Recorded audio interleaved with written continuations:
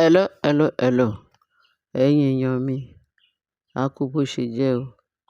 A kú etí gbọ́ wá o. Wọ́n ní lórí Mariam, àṣírí ẹ̀ ti tú gẹ́gẹ́ bí midwife tó wọṣọ bíi ti àwọn ẹlẹ́hà wá sọ fún kábíyèsí pé Mariam bọ̀ wá fún ní fake news o, kó má gbà ó, kó wà tán láàtò. Wọ́n ní kó ṣe bíi pé bóyá òun ò tí gbọ́rò, òun ò gbọ́rí o. Ẹ̀tọ́ ń ṣẹ̀ṣẹ̀ fẹ́ sọ fún kábíyèsí kí kábíyèsí jọ kó kíìpù àṣírí yẹn dáadáa. Torí ló ń ṣe wọṣọ bíi ti ẹlẹ́hà wọnú ààfin pé after all wọn ń ṣe ẹlẹ́hà o. Torí nǹkan tó ń ṣe wọ̀ aṣọ yẹn ni pé kó má lọ bá Mariam pàdé. Wọ́n wá sọ pé ó wá tú àṣírí o. Pé bẹ́ẹ̀ ni o. Pé kí kábíyèsí kó tẹ́tí dáadáa, ó farabalẹ̀ dáadáa. Pé Mariam bọ̀ wá gbé fake news yẹn wá fún un. Ó ní kábíyèsí dẹ̀ sọ fún pé ṣó sure. Ó ní kábíyèsí má worry.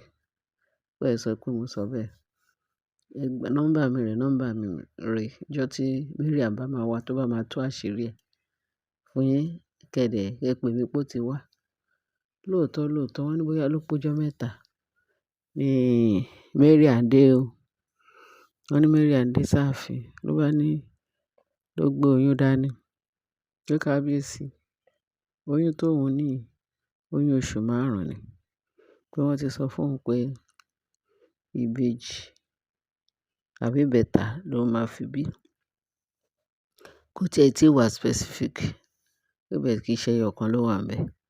Gẹ́gẹ́ bá ṣe gbọ́ tán ni wọ́n sọ fún kábíyèsí. Tí Mariam sọ fún kábíyèsí àti obìnrin yẹn. Wọ́n lóbìnrin yẹn sọ fún kábíyèsí pé kó máa bá òun máa wá àwọn ìbejì.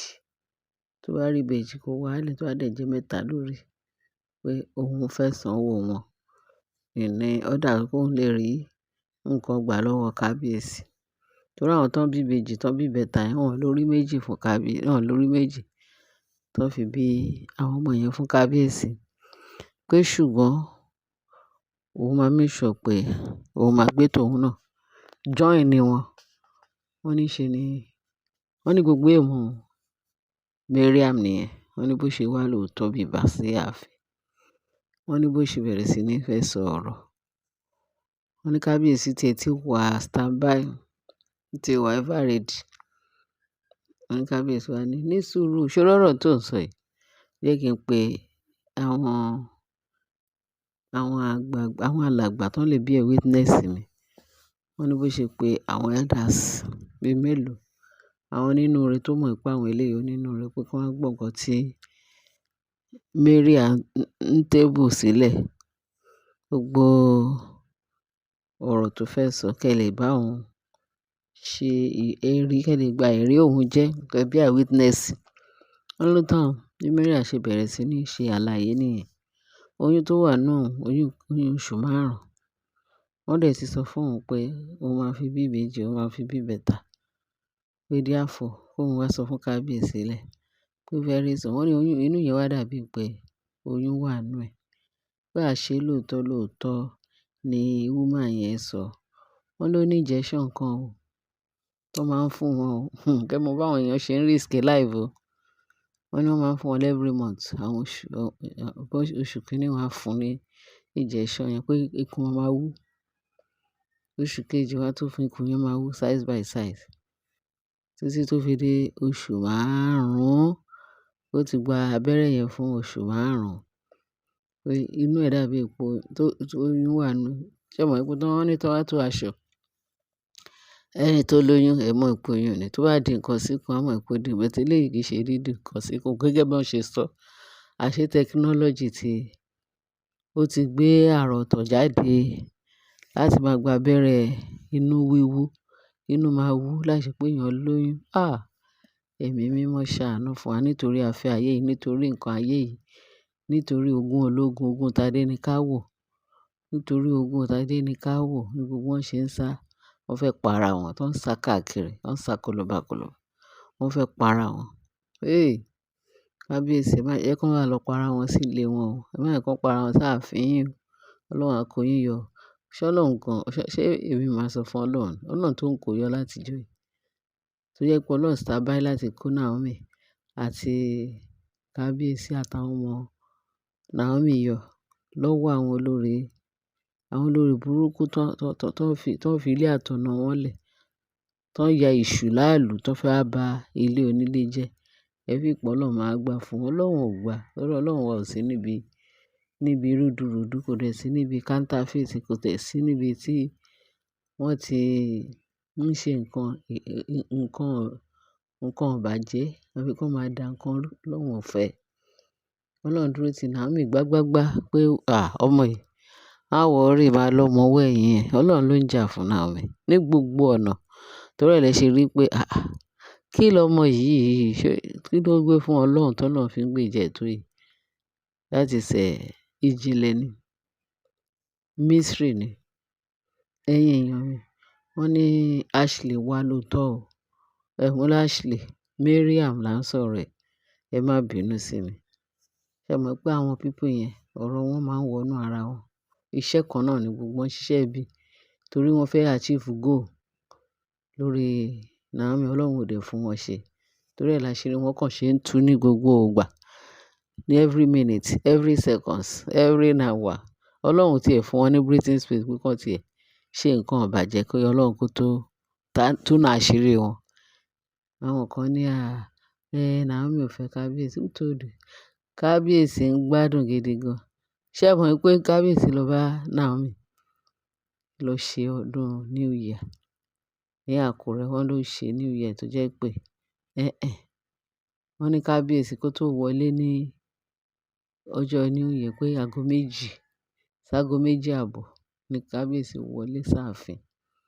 Even gan kábíyèsí tiẹ̀ fẹ́ sùn bẹ̀ pé Naomi ní ẹ máa lọ torí àwọn èèyàn lè máa bèèrè yín ní New Year, ìró lè ti pọ̀ tó máa bèèrè yín, tó máa fún yín ní gift gan oríṣiríṣi. Wọ́n fẹ́ fún yín ní gift ọdún pé kábíyèsí máa lọ lé. Wọ́n lóun ní kábíyèsí fi gbọ̀nà Ifẹ̀ lóru yẹn o, lórúkọ New Year. Ó ní èkùrọ́ lálábàákú ẹ̀wà pé without Naomi. Ṣẹ́yìn ẹ̀yin tẹ̀ ń sọ̀sọ̀kúsọ. Naomi ò sí láàfin. Naomi ò wá kò fẹ́ kábíyèsí. Ó ti lọ. Àgbọ̀nrín ìṣí ni gbogbo yín jẹ. Kìíní kan. Naomi ò tiẹ̀ rí ti kábíyèsí rò. Ǹjẹ́ o lè gbọ́ pé Naomi ti lọ fẹ́ kọ̀? Àbí ǹjẹ́ o lè gbọ́ pé Naomi wà nílé ọkọ? No now. Ẹni tí èèyàn fẹ́ rí lèèyàn fẹ́ rí. Ó ti ní òun kò sí nǹkan kan tó lè ya òun ya kábíyèsí. Ọkọ kan aya kan ni Bíbélì sọ. Tó bá dẹ̀ lọ ṣe yẹn tó lọ deviate, ẹ̀ṣẹ̀ ni. Torí ẹ̀, ó lóun ò ní ọkọ kankan fẹ́, òun ti dúró digbí. Tó bá ṣẹlẹ̀ pé àwọn olórí wọn ò tiẹ̀ fún òun ní chance àti máa dúró sáàfin because kì í ṣe pé wọn ò fún láàyè o, kì í ṣe pé bóyá òun ò fẹ́. Ó lóun ò fẹ́ wàhálà fún ẹ̀mí òun. Gbáàsì lẹ́ni, gbáàsì lọ́la. Ó ní kóun ti ẹ̀ yẹra. Pé pẹ̀lú gbogbo ìlérí burúkú tó ń lé, pé kì í ṣe àwọn, kì í ṣojú àwọn ni Naomi máa bá wọn dúró sáàfin. Naomi ní kékeré tiẹ̀ nìyẹn. Torí a ti gbọ́ pé Naomi ní ibi tó bá ní kí gbégbé má gbé, ibẹ̀ ló máa gbé o. Pé kábíyèsí àti òun pé wọ́n ti jọ yàn látọ̀run wá. Pé òun ò lè kọ kábíyèsí. Kó bá bọ́ sí pé ó dójú ẹ̀ pàrírú ẹ̀, kábíyèsí máa wá sí ilé òun ní Àkúrẹ́ àbí anywhere tó bá wù ú tó máa relax. Kábíyèsí máa bá wọn bẹ̀. Ọjọ́ tó bá dẹ̀ tún wọn á tún padà sáàfin. Ó ní bó ṣe máa shorten ẹ̀ pẹ̀lú kábíyèsí títí tí kábíyèsí máa fi ṣe nǹkan tó òun fẹ́. Why jẹ́ bẹ́ẹ̀? Kóun sọ pé òun fẹ́ kábíyèsí kó di láílákùngbá. Ó di kò tí ẹ lè ṣiṣẹ́ ni. Kábíyèsí lọkọ òun. Òun dẹ̀ make sure pé òun máa ti àwọn olórí yẹn kúrò torí wọ́n máa fẹ́ gbọ́kọ òun ò dẹ̀ ní gbà fún un. Òun ti gbọ́kọ òun padà. Kó padà sí ilé ọkọ wọn pé nǹkan tó jọ wọ̀, wọ́n ti jọ tẹsẹ̀ bọ́ ṣòkòtò náà. Wọ́n gbọdọ̀ padà sọ́dọ̀ ọkọ wọn. Ẹ padà sọ́dọ̀ ọkọ yín torí ilé ọkọ òun lòún wà. Ó ní nǹkan tóun bá wọn fà ni. Gbogbo àwọn tó ń sọ̀sọ̀kúsọ, àwọn husbands náà, ojú ò tí ì gbà wọ́n tì. Ó yẹ kó fọwọ́ bojú. Ẹ̀yin lẹ wá snatch. Ẹ̀yin lẹ wá gbọ́kọ ọlọ́kọ, ẹ̀yin lẹ sọ pé ó snatch ọkọ yín. Ọlọ́run ti deposit ìyá olúkálùkù wọn lẹ̀. Ẹ jẹ́ kó yìí máa ṣiṣẹ́. Ẹ̀yin èèyàn mi, Ẹ ṣé gan, ẹ ṣé gbogbo wa o. Ẹ bá share, kí ẹ bá like, kí ẹ dẹ̀ bá fi tókù sí comment section. Ẹ ṣé gan. Ọlọ́run á dúró tì wá, a kú ọdún, a kú ìyèdún. Èmi á ṣe ọ̀pọ̀ lágbára Kristi Jésù. Èmi wá ṣe ọ̀pọ̀lọpọ̀. Kọ́kàn oníṣẹ́ mi wá lórúkọ Jésù Kristi Olúwa wa. Amen. Nínú ọdún yìí, níṣẹ́ tí a máa fi ṣe, tí a máa fi ṣiṣẹ́ rere, wọ́n máa já sí rere, wọ́n máa já sí rere fún olúkàlùkù wa. Inú yín yóò máa dùn, ayọ̀ wa yóò kún. Inú Ọlọ́run yóò dùn sí yín ní orúkọ Jésù Kristi Olúwa wa. Amen. Bye.